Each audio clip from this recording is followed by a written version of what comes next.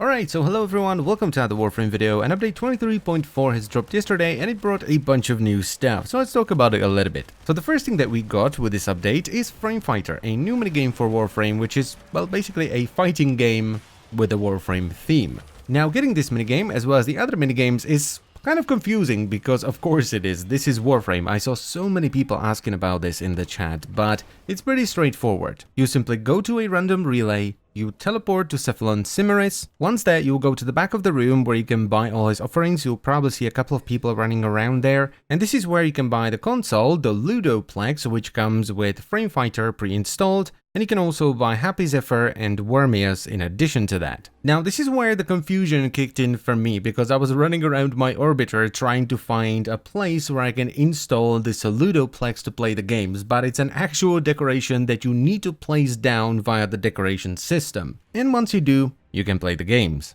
Now, I haven't actually played Frame Fighter because I have no interest in fighting games. I don't find them that much fun, but if you do, well, it's another thing you can do. The second thing that we got with this update was a bunch of new dojo decorations, and they're fantastic. There are some vines, what looks like bamboo, some rocks, and that kind of stuff, you know, organic stuff, no tech. So that's awesome, and Anarchy already turned the spawn into a jungle, and I cannot wait to see what they come up with, because I have some really good guys that are working on the dojo. They are very talented and super creative, so that's gonna be awesome. And the third and final thing that we got with this update are 3 new parts for our operators, amplifiers. So there is the Anspatha Brace, we have the FUD Scaffold, and finally there is the Run Prism. And these are all very cheap. They cost basically the same as the tier 1 amplifier parts.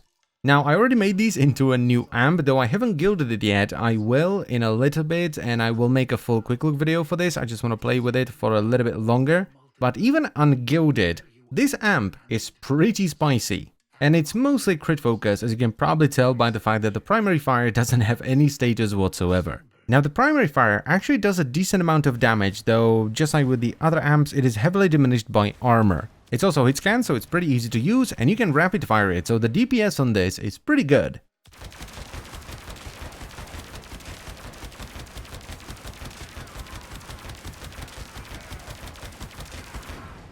And don't forget, this is ungilded and without any arcanes. The secondary fire fires a projectile that does a lot more damage than the primary fire, unsurprisingly, and it will bounce either off of terrain or off of enemies, and it can hit up to 4 enemies in total. It also has a very significant homing ability, as you can see over here.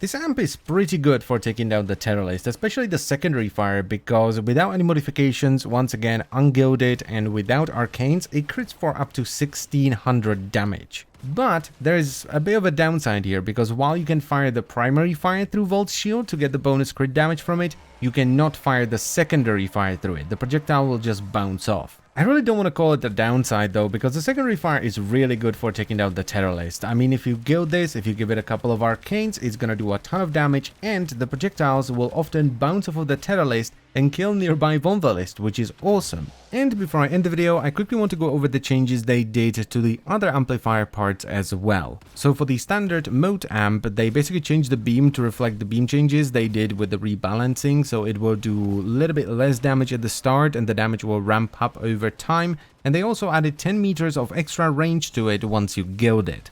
Then for the Raplak Prism, they increased the damage from 1000 to 3000, they increased the crit chance from 30% up to 38%, they increased the crit damage from 2.2 times to 2.6 times, but they reduced the fire rate from 5.42 down to 2.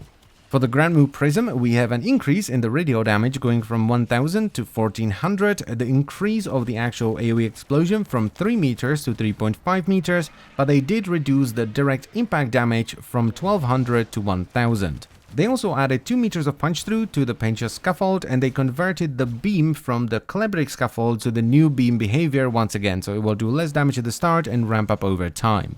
And that's pretty much it for update 23.4, so as always guys, I thank you very much for watching, I hope you've enjoyed the video, and I will see you next time. Bye bye.